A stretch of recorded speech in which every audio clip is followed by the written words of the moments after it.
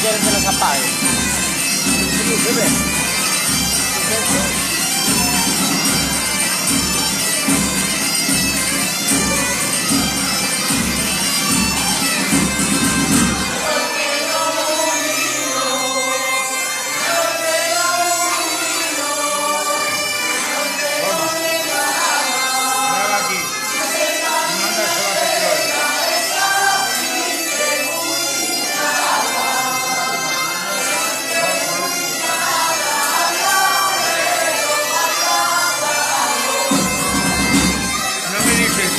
Bonos a mí para la maleta.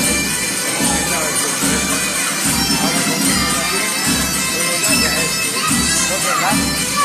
Ah, y los boletos. Claro. Igual es cosa aquí, siempre apaño yo algo.